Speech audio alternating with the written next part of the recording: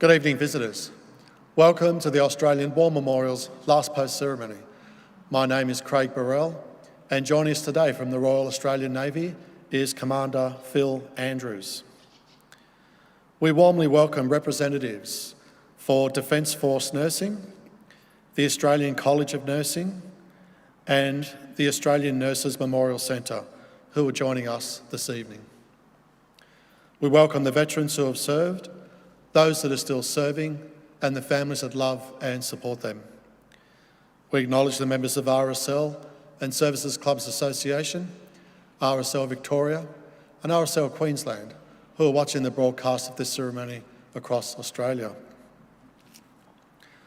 During this evening's ceremony, wreaths will be laid at the base of the pool of reflection by visitors to the memorial. If you are able, please stand and join in singing the national anthem.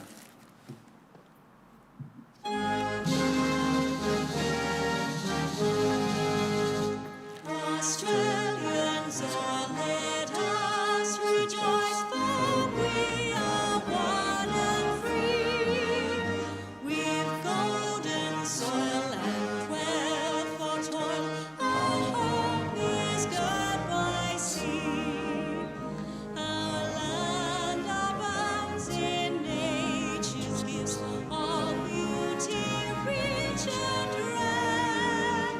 In history's page, let every state advance Australia fair. In joyful strains that let us sing, advance Australia fair.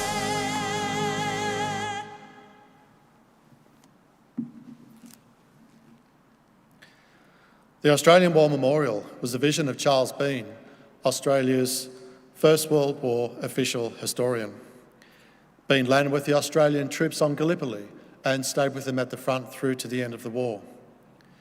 The idea of this national memorial and museum came to him at Pozières, France, in the depths of the bloody fighting of 1916. Bean's idea was that this would be a place where families and friends could mourn their loved ones buried in faraway places. It would also be a place that could help all Australians understand what these men and women had endured and what they had done for us. Bean's vision, to which we remain true, is best expressed as inscribed in the entrance to the memorial's galleries. Here is their spirit, in the hearts of the land they loved, and here we guard the record which they themselves made. Tonight, we will read the story behind just one of those on the Roll of Honour, which lists the names of more than 102,000 men and women who have given their lives for us in war and on operations for more than a century. But first, we present a lament, Flowers of the Forest. Wreaths or floral tributes will now be laid at the base of the pool of reflection.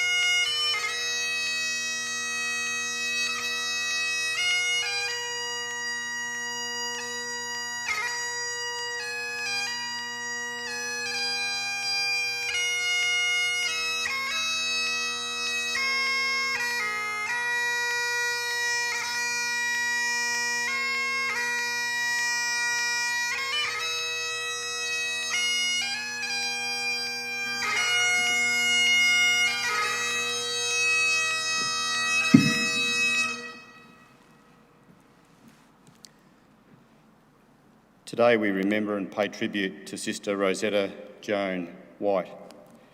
Rosetta Wight was born on the 3rd of December 1908. Her parents, Leslie Rivers and Rosetta Frances Wight, lived on their farm Carlisle at Fish Creek in Victoria. Wight trained as a nurse at Bendigo Hospital and passed her exams in 1935. She later worked at Staton Borough Private Hospital in Toorak, Victoria. Wight first enlisted in the Australian Army Nursing Service on the 14th of January 1941 at the age of 32. She served for some months in Australia as a senior nurse until the 8th of August, where she was taken on strength with the 107th Australian General Hospital and readied for overseas service. Later that month, she embarked for Singapore on board HMAS Wanganella, arriving in mid-September. She was attached to the 13th and 10th Australian General Hospitals, tending the wounded in Singapore and Malaya. In late 1941, Japanese forces attacked Pearl Harbor and began an assault on northern Malaya, moving south towards Singapore.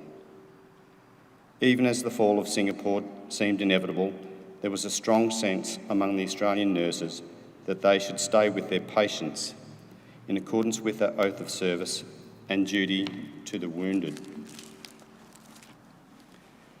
However, they were ordered to evacuate, and Wight was one of 65 Australian nurses who left Singapore on board Vina Brook on the 12th of February 1942.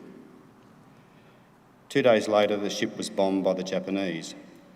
Wight had been in the saloon with a fellow nurse when the bombs hit, and she sustained deep shrapnel wounds to the back of her thighs, so deep they hit the bone. The two were treated and half carried to the deck to be assisted into lifeboats. Those who could swim made for the nearby Banker Island. Wight's raft made it to Raji Beach along with 21 Australian nurses and some 80 other survivors. Wight was unable to walk and was thought to have sustained nerve damage. Some of the civilians travelled to the nearest port to surrender to the Japanese, while the nurses remained on the beach to tend the wounded. On the morning of the 16th of February, a group of Japanese soldiers arrived. The wounded men, who were capable of walking, were ordered to march around a headland where they were shot and killed. Back on the beach, the nurses were ordered to walk into the sea, shoulder to shoulder. Wight was among the severely wounded and had to be supported on either side by her sisters. When the water reached their waists, the Japanese opened fire with machine guns. Of the 22 Australian nurses ordered into the sea, all but one were killed, including Rosetta Wight. She was 33 years old. Sister Rosetta Joan Wight is commemorated on the Singapore Memorial and the Bendigo Base Hospital Honour Roll in Bendigo. Her name is also listed on the Roll of Honour on my left, among almost 40,000 Australian who died while serving in the Second World War. Her photograph is displayed today by the School of Reflection. This is but one of many stories of service and sacrifice told here at the Australian War Memorial. We now remember Sister Rosetta Joan Wight, who gave her life for us, for our freedoms, and in the hope of a better world.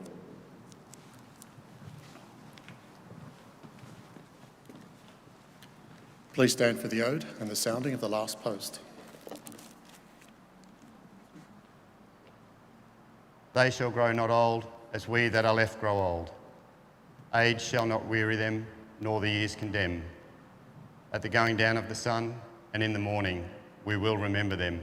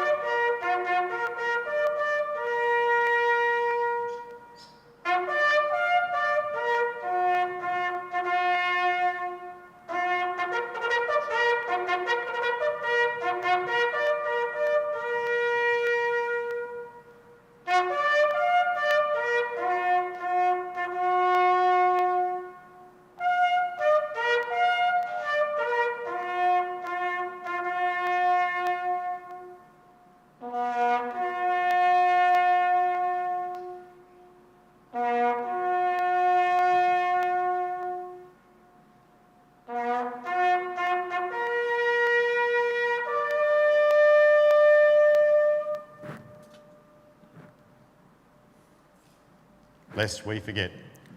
Lest we forget.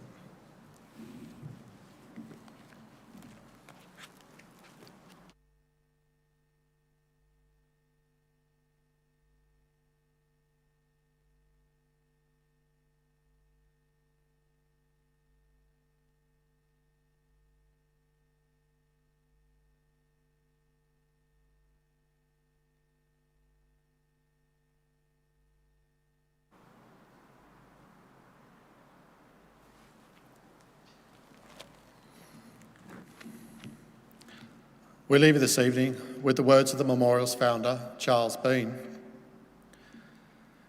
Many a man lying out there at Pozieres or in the low scrub at Gallipoli, with his poor, tired senses barely working through the fever of his brain, has thought in his last moments, well, it's over. But in Australia, they will be proud of this. Ladies and gentlemen, that concludes the last post ceremony. We thank you for visiting the Australian War Memorial, and we wish you all a very good evening.